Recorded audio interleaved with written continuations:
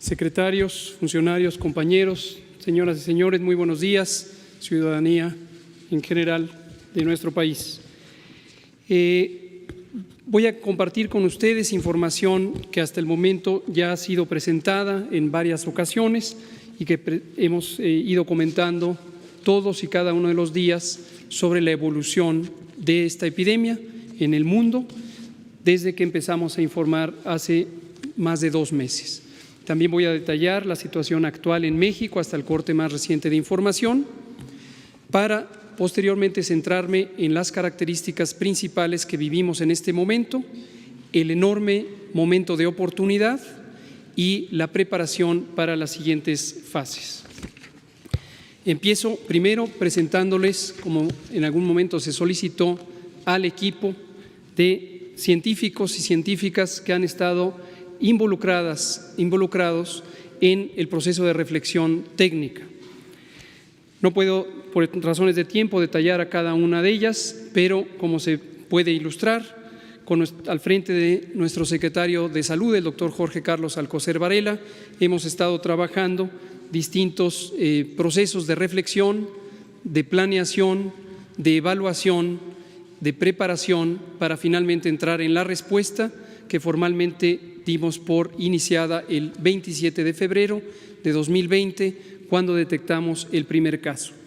Cuando llegamos a ese punto nos encontrábamos cómodamente preparados por un proceso que había iniciado desde el 3 de enero y que se había disparado porque el 31 de diciembre de 2019 nuestros sistemas de monitoreo y alertamiento temprano nos habían permitido identificar la ocurrencia de un pequeño brote de 44 casos de neumonía en Wuhan, China.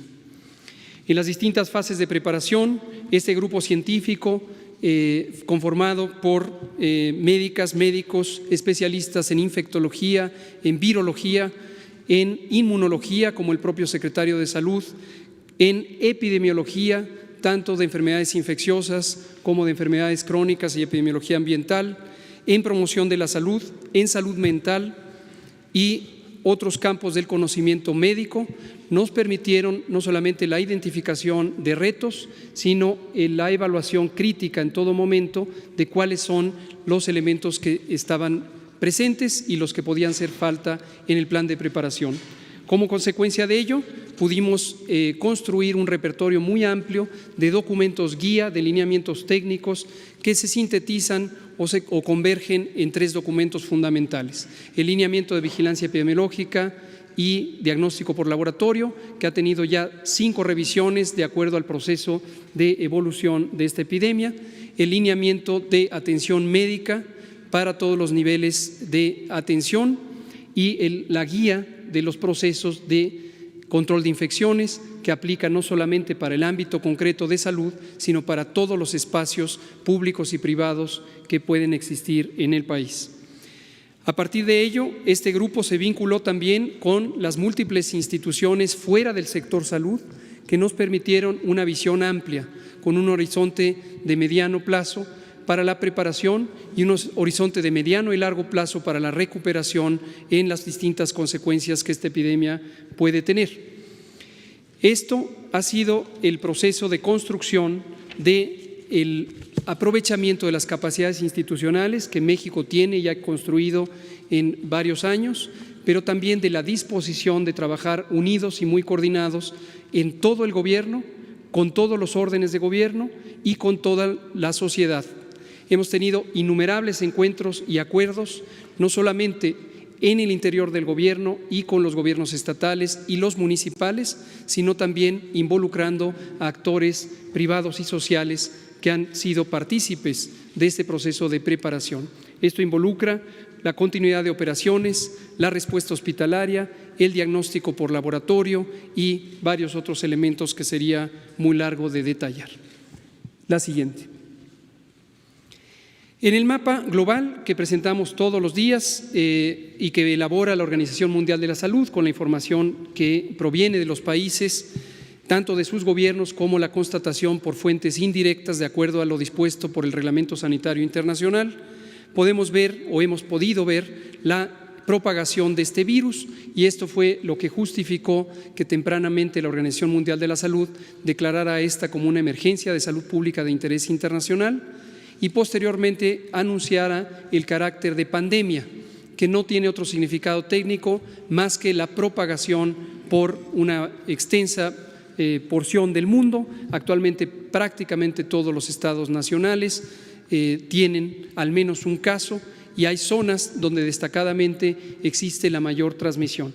En su momento, en las primeras semanas, en enero y hasta la mitad de febrero, la región asiática, específicamente China y el sureste asiático, fueron el motor de la propagación. Posteriormente, la zona europea ha sido y lo es todavía el motor principal de la propagación, pero en los últimos 3 a 4 días, la región de América es también ya un motor importante de propagación. A partir de ayer, la Organización Mundial de la Salud reconoció lo que nosotros hemos estado anunciando, por lo menos en los últimos 8 días, que es la existencia de transmisión comunitaria en México. Eso lo hemos explicado, para nosotros es la primera generación de transmisión que nos permite ver que los contagios de personas que provienen de otras partes del mundo pueden propagarse al interior del país, y al conservar la trazabilidad de estos casos, seguimos utilizando, como lo hemos hecho desde el inicio, la estrategia de contención centrada en las personas. Esta estrategia de contención nos ha permitido prolongar el tiempo antes de que pasáramos a la fase 2 y ha sido útil durante esa fase. Continuará durante algunas semanas en la medida en que tengamos la capacidad de identificar a los casos, podremos ponerlos en aislamiento, estudiar a sus contactos y seguir con ese mecanismo. Sin embargo, como comentaré en los próximos pocos minutos, ha llegado el momento donde podemos tener una mayor contribución con estrategias colectivas, estrategias masivas, que corresponden al capítulo técnico de mitigación comunitaria y nos van a permitir ser aún más eficientes en reducir la velocidad de propagación, contribuyendo al esfuerzo inicial centrado particularmente en la contención.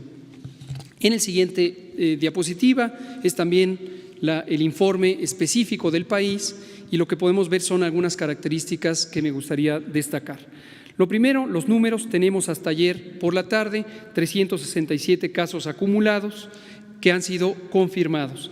Asimismo, 1.865 fueron en su momento estudiados como casos sospechosos. Se contribuyó a la contención en la medida en que se instrumentaron las medidas de aislamiento, pero también hoy sabemos que esos 1.865 han sido descartados. Continúan en estudio, y esta es una cifra variable de día a día, 826 que son estudiados cada día con la posibilidad de que pudieran ser casos confirmados y el resultado de que lo sean o sean en su momento descartados. También quiero destacar que en la mayoría de los casos, como lo hemos explicado y como ha ocurrido en otros países, afortunadamente se trata de una enfermedad que se autocontrola por la respuesta inmune del organismo, y en un periodo de aproximadamente 7 a 10 días, máximo 14 días, desaparece espontáneamente. Esto ocurre en casi 90% de los casos. 9 de cada 10 no van a necesitar ninguna atención avanzada, no van a necesitar hospitalización y su riesgo de complicaciones es significativamente bajo. Desafortunadamente, hasta 8 de cada 10, hasta 1 de cada 10 pueden tener, o 2 de cada 10 pueden tener una enfermedad que se prolongue y que requiera otro tipo de atención, con hospitalización, y en algunos grupos de la población puede haber incluso la necesidad de medicina crítica, de atención crítica en terapias intensivas. Estas son las personas que reiteradamente hemos destacado como de mayor vulnerabilidad en términos de salud, que requieren la mayor atención del Sistema Nacional de Salud, pero también de la sociedad, para poder prevenir que se compliquen y, en caso de que presenten alguna complicación directamente o indirectamente relacionada con la enfermedad COVID, puedan recibir atención oportuna y puedan restablecerse a la mayor posibilidad. Y el último elemento que señalo respecto a este informe es el mapa. Hemos identificado desde el principio, esto es predecible por los métodos epidemiológicos, que esta epidemia no se comporta en forma homogénea a lo largo del territorio nacional. Esto tiene que ver con muchísimas razones, pero fundamentalmente con la manera en que está agregada la población. En la región metropolitana del Valle de México tenemos la mayor concentración de población y esperablemente vamos a tener no solamente el mayor número de casos, sino la mayor velocidad de propagación, seguida de las otras zonas urbanas y periurbanas en la región de Guadalajara, en la región de Monterrey y también en las zonas turísticas donde ingresó el virus en Quintana Roo.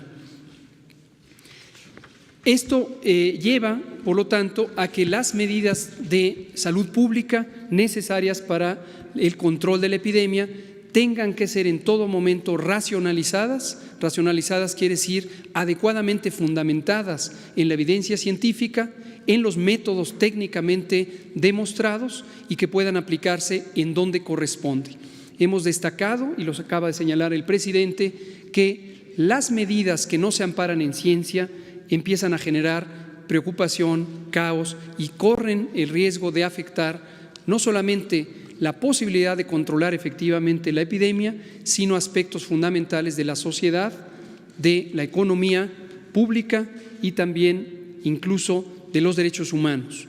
La restricción de movilidad puede ser una medida de salud pública, pero no debe utilizarse como una primera herramienta. Esta es una herramienta extrema que se reserva a las situaciones hipotéticas de que se perdiera la capacidad de control. Lejos estamos de ello, hemos podido seguir esta epidemia en cada una de sus fases y esto nos ha permitido trazar horizontes claros que nos han permitido que con una antelación de varias semanas podamos poner en práctica los recursos, las herramientas, el personal y los métodos necesarios para la contención y la mitigación. Declaro y reitero, las medidas extremas son parte del repertorio de salud pública, pero lejos estamos de necesitar medidas que vulneren la vida pública o que afecten a las garantías individuales.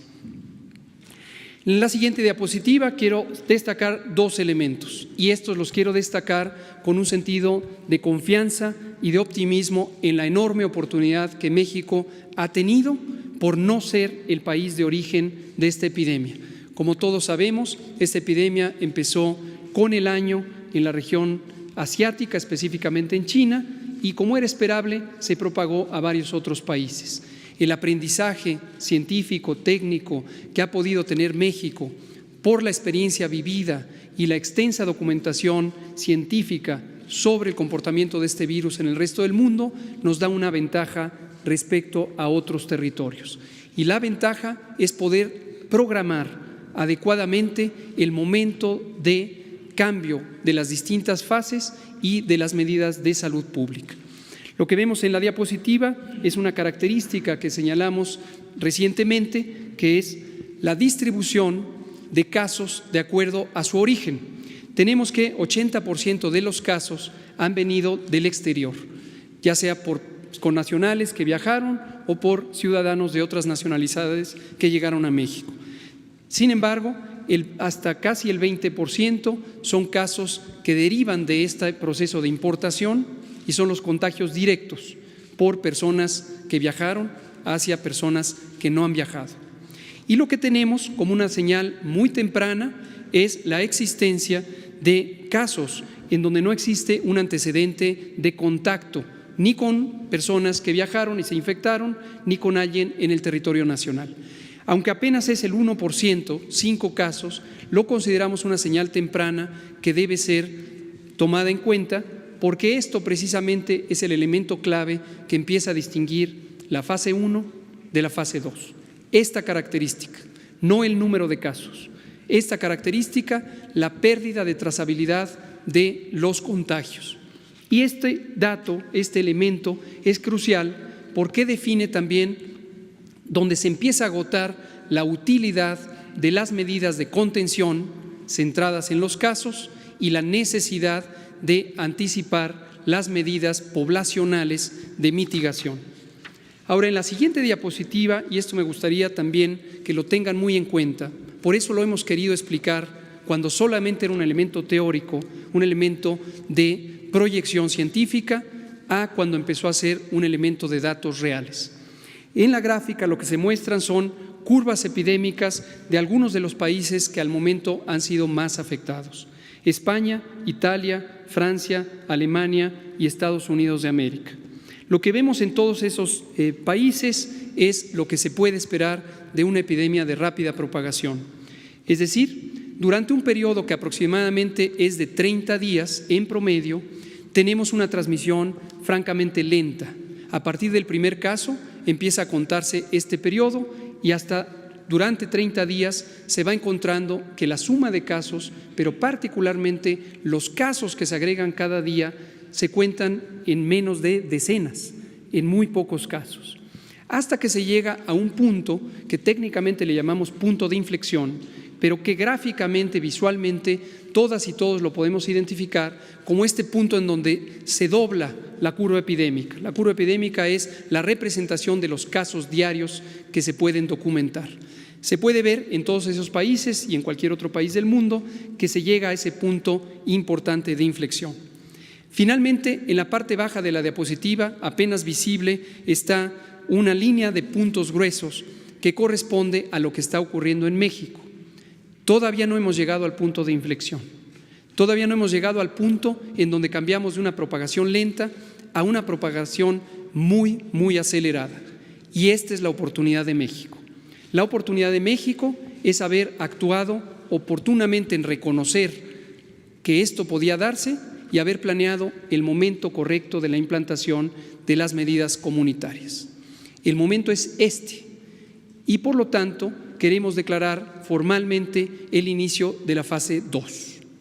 El inicio de la fase 2 lo que nos permite es trazar el horizonte para los siguientes 30 a 40 días, en donde empezaremos a visualizar que México, por haber anticipado 2 semanas antes las medidas generales, las medidas masivas que tienen los mayores impactos, tanto en reducir la transmisión y desafortunadamente también en las consecuencias sociales, vamos a poder doblar la curva, vamos a poder tener menor transmisión. Quiero ser muy claro, seguiremos teniendo transmisión. La expectativa no es terminar con la epidemia de un momento a otro. También quiero ser claro que el éxito en la reducción de la transmisión, en vez de llevarnos a una epidemia corta, nos va a llevar a una epidemia más larga. Pero esto es importante, porque lo que nos lleva es a administrar el riesgo.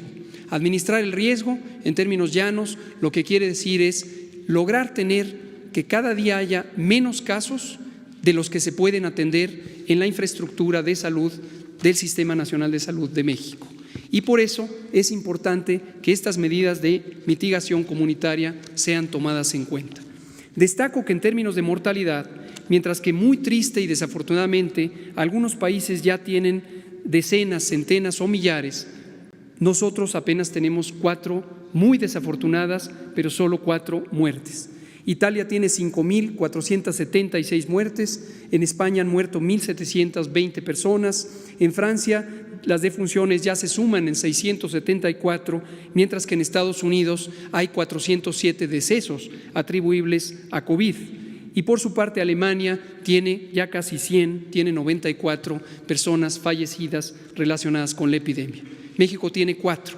México encuentra, por lo tanto, el área de oportunidad, la aprovecha y la usa con base en ciencia y con base en los métodos de la salud pública. Vamos a ver qué elementos se definen formalmente a partir del día de hoy y en términos de su soporte legal. En la siguiente diapositiva lo que vemos es a la personaje clave que nos ha permitido comunicar a toda la ciudadanía, a toda la población, adultos, jóvenes, niños, adultos mayores, ¿qué vamos a hacer? La personaje es Susana Distancia. Susana Distancia lo que nos permite es trazar un círculo, un radio de más de 1.5 metros, que es la distancia necesaria para evitar el contagio en forma individual. Si nos mantenemos en una sana distancia, vamos a poder alejarnos de la fuente de propagación, que es la vía respiratoria de aquellas personas infectadas. Esto podemos hacer y lo debemos hacer en forma individual, quedándonos en casa, manteniéndonos a sana distancia.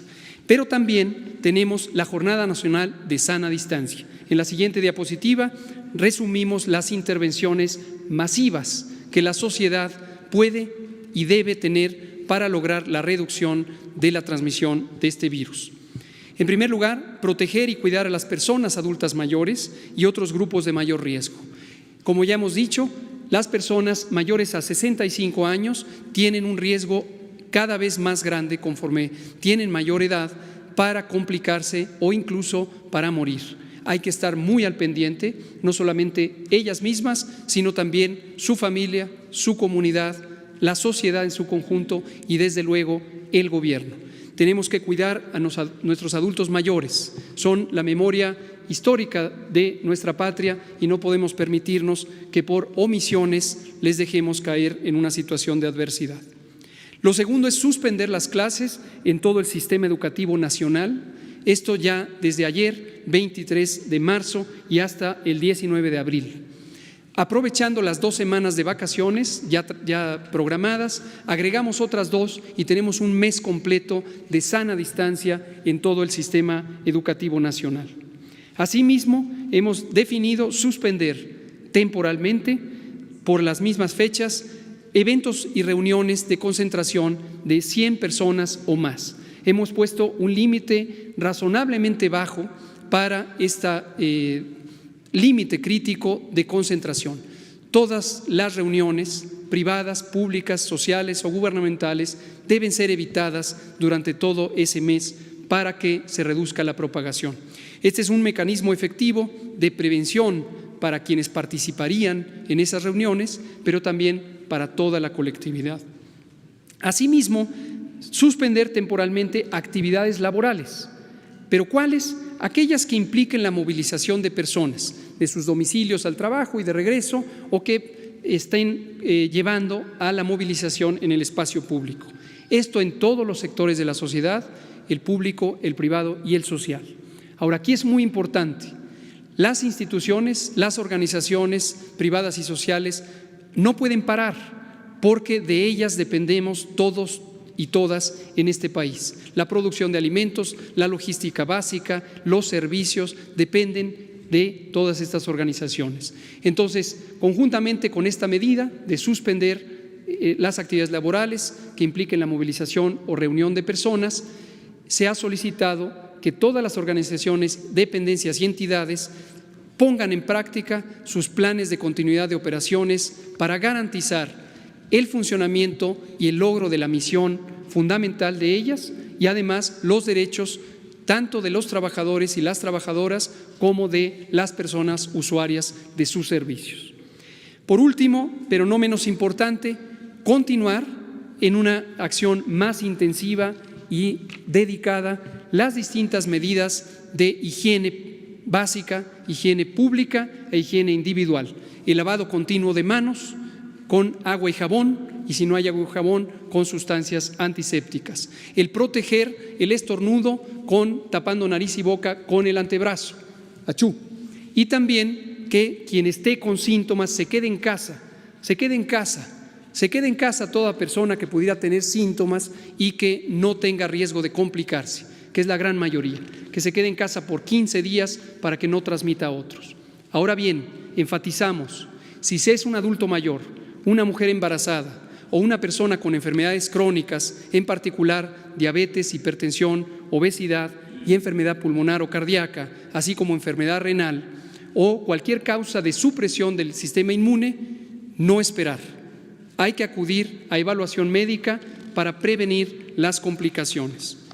Por último, y anticipándonos a la siguiente fase, que también vendrá, que es la fase 3, en donde pudiera existir transmisión generalizada, es la fase en donde nuestro Sistema Nacional de Salud va a tener retos importantes. Pero esos retos se pueden solventar si el sistema está organizado, si el sistema mantiene alta la moral. Y aquí quiero aprovechar para agradecer a nombre de todas y todos el dedicado trabajo de todo el personal de salud. Médicas, médicos, enfermeras, enfermeros, psicólogas, psicólogos, el personal de apoyo, trabajadoras sociales, todo el personal que representa el Sistema Nacional de Salud. Es una comunidad valiente, es una comunidad heroica que ha solventado muchísimas adversidades en el día a día y también en etapas críticas como esta. La solidaridad, el compromiso, la responsabilidad profesional de todo el personal de salud en este momento es fundamental.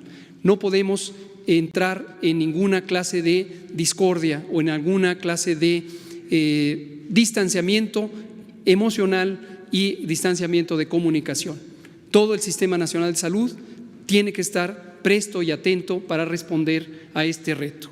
¿Cuánto tenemos en infraestructura? Tenemos lo que se ve en esta diapositiva, tenemos una capacidad sólida, tenemos una capacidad amplia, organizándonos de una manera solidaria y generosa entre todas las instituciones del sector salud, las dependencias civiles y militares, podemos tener una capacidad suficiente.